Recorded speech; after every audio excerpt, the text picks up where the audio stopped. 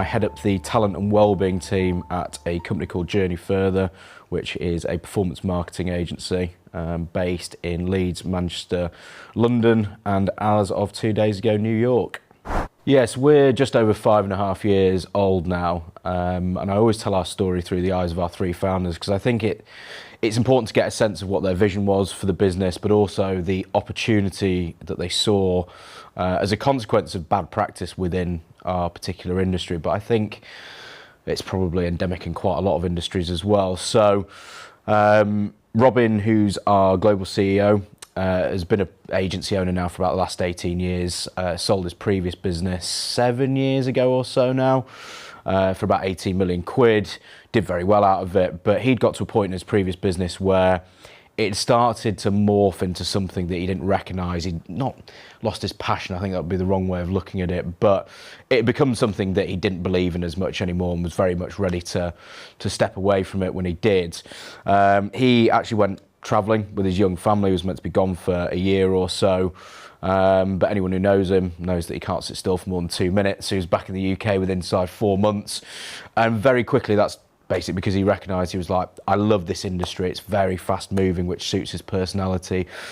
He's very commercially astute as well, and recognised at the time that there was, well, and it still exists, that a lot of sort of the cooler independent agencies, of which we would probably call ourselves one, were getting bought up by the big network agencies, you know, these big global agencies, tens of thousands of people that tend to be, I think the oil tanker comparison is great because they are very slow in moving a lot of the time. They're necessary to service those huge global accounts, but training tends to not be very good within them, a lot of bureaucracy, red tape, and he was just like, right, I want to go back to the table. I want to start an agency that is fast moving, works for its clients, but also he wanted to build an agency with a brilliant culture as well. Matt, who is the second of our founders, similar-ish sort of background actually. He comes from more of the creative and brand world of marketing, which is why I think when you look at us as a business, Journey Further, you'll see a very strong proposition, very values focused in what we do, and I think Matt brings that real point of difference between Robin's previous agency and ourselves. The third of our founders is a guy called Chris, or as he's more affectionately known as Twiggy. It's because he's got slender fingers, nothing else. Chris was really important because he comes from the world of PPC basically, and what they wanted to do to begin with as a business was do one thing really, really well. Chris was able to bring in, well, he was able to bring clients. Clients love working with Chris, but I think equally important is recognising that recruitment point. Chris was able to attract a team of really senior analysts around him, and so that's how we initially started the business. The way how we've always done things, regardless of how we've evolved our processes, has always been understanding that it's a values-led process. So we've built out a recruitment team that essentially screen people and initially screen people in and out from a values perspective. We try and look at people from a cultural alignment point of view. I think it's really important to recognise the difference between cultural fit and cultural add. Cultural fit often is like you've got this very set mould that you're trying to cram people into. We've really moved away from that. It's about cultural add. What can people bring to your businesses or business that you don't necessarily have at the moment? As far as the process is concerned, I think it's really important that, and it was something I was saying earlier on actually, that you make recruitment the business of everyone within the agency. What we mean by that is everybody's a brand ambassador first and foremost, and they promote you as a business, whether that be online, social media, but to get people to genuinely care and recognise that actually everybody who we're bringing in, it's their responsibility to try and get to know, whether that be on a professional or personal level.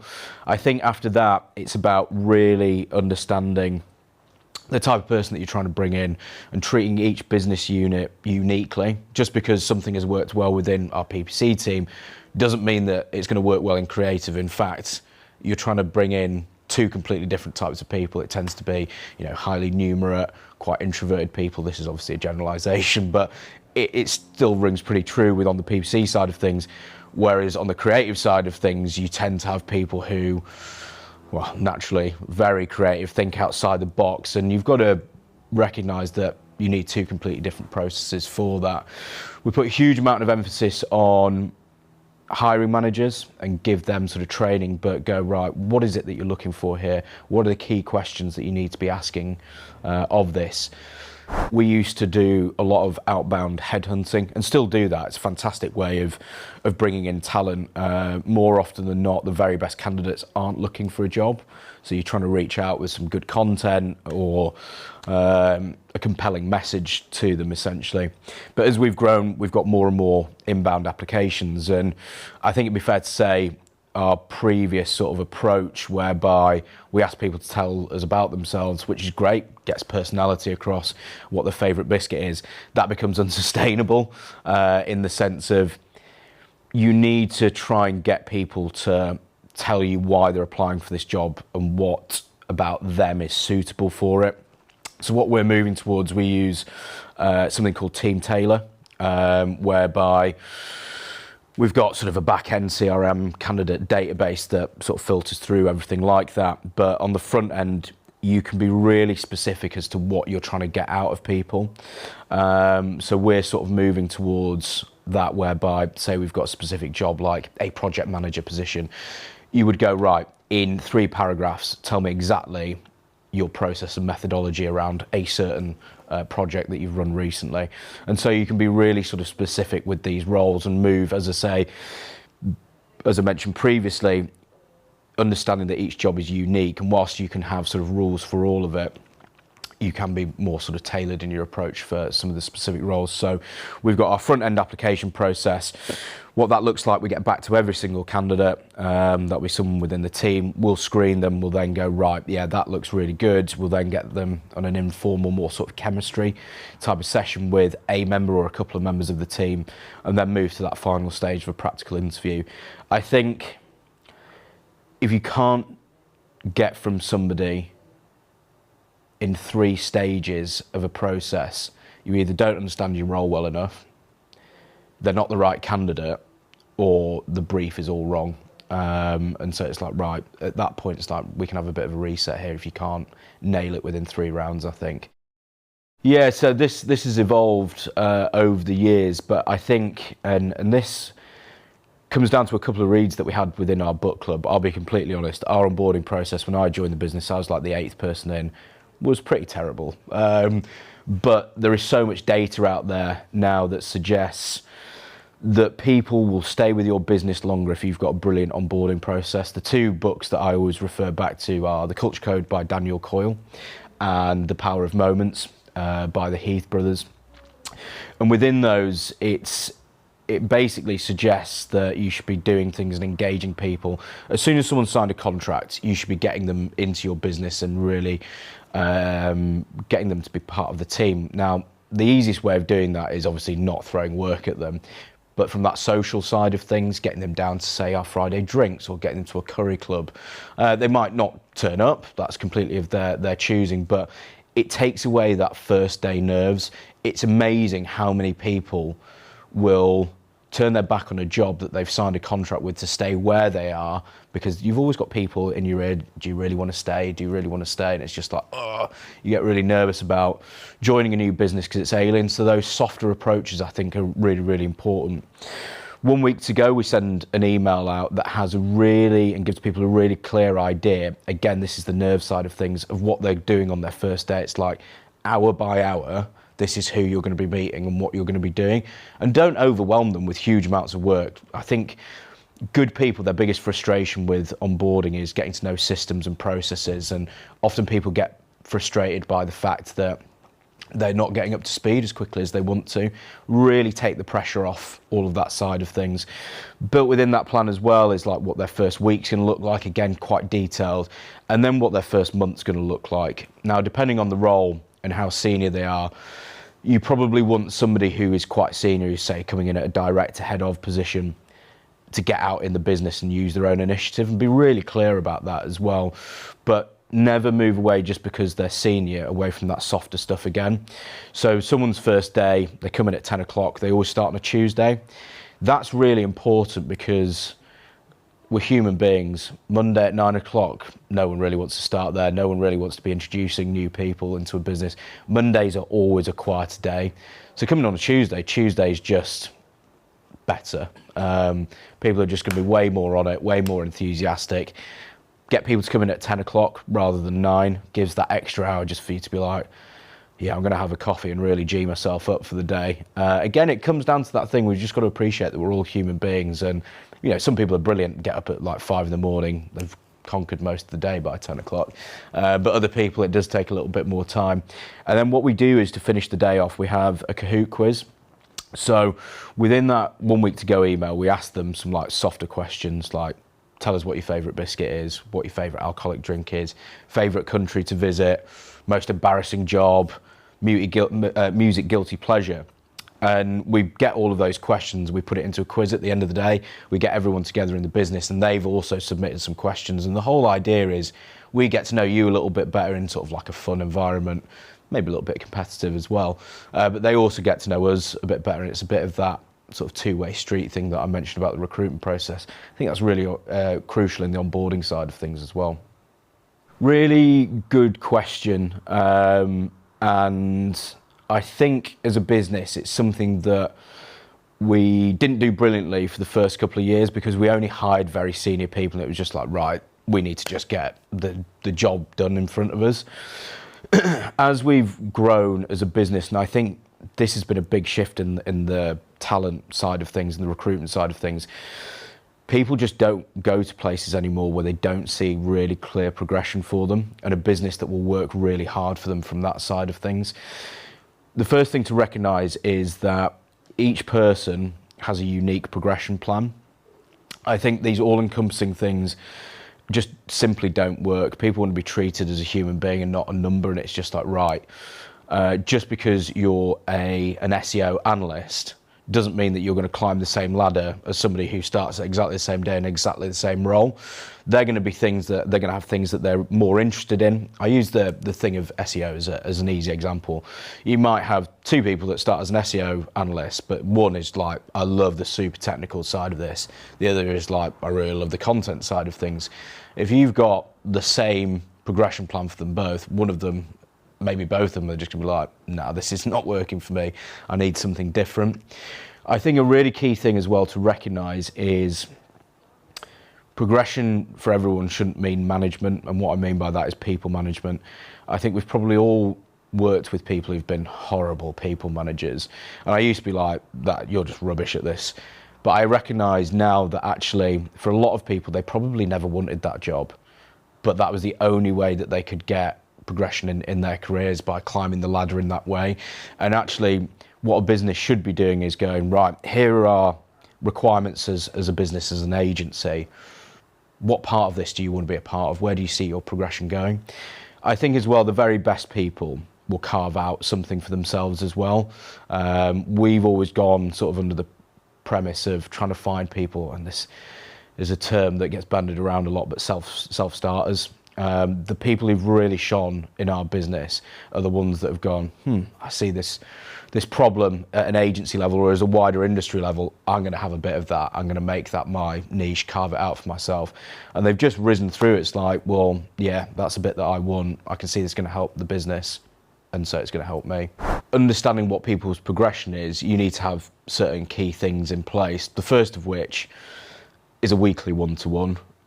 It's one of the most important meetings that I have within sort of our team, of my own progression as well, with my line manager, Neil. These are really sort of sacred time.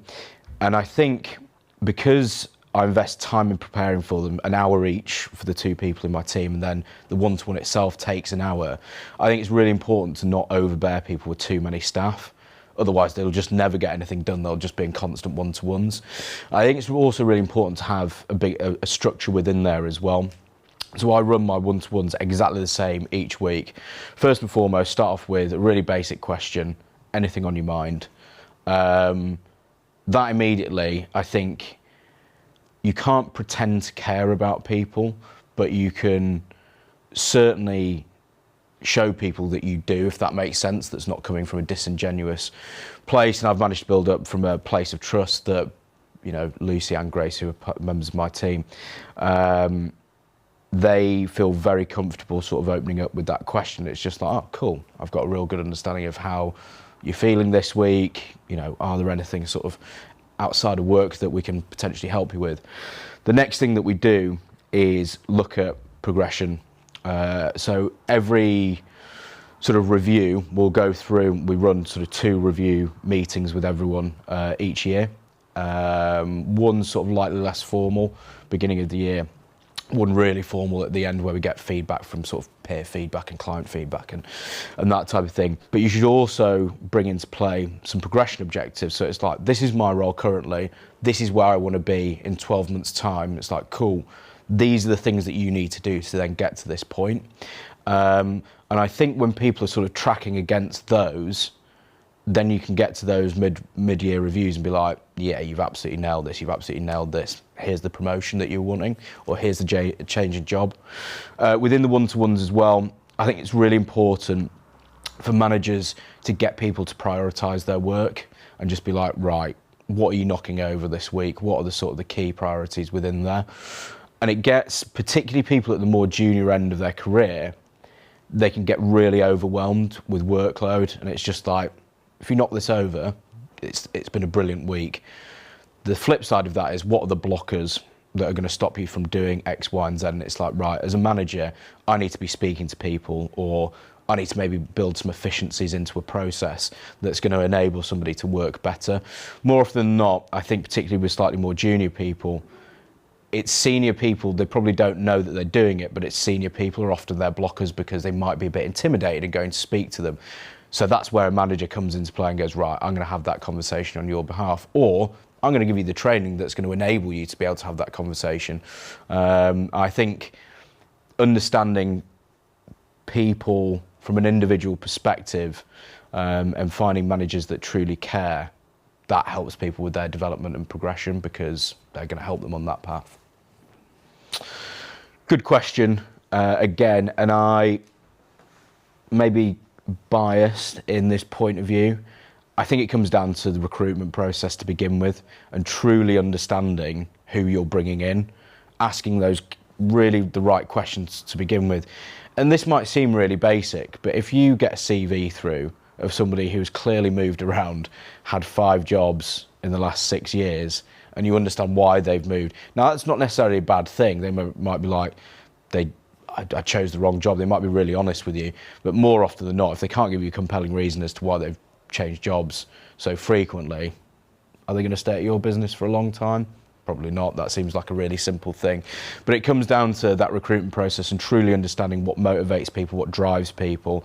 You know, if someone, again, quite a basic thing, goes, oh yeah, I want to go travelling in a year. It's like, well, we've known that from the off. We're probably not going to bring you in. So I think that's really important. I think the second side of things, one thing that we've always done really well, our industry is known for burnout, like really bad burnout, and I think it's probably endemic in loads of different industries as well. But we've always afforded our people a huge amount of flexibility. Now, what do we mean by that? The ability to work from pretty much anywhere in the world. We've got people whose families live overseas, you know, Greece, Australia, in quite different time zones as well. And we've always allowed people to have that flexibility, but to trust them. I think it's a big thing when you go, right, we're going to give you this flexibility, but you've got to pay us back by doing really good level of work. So I think that's a big thing for people,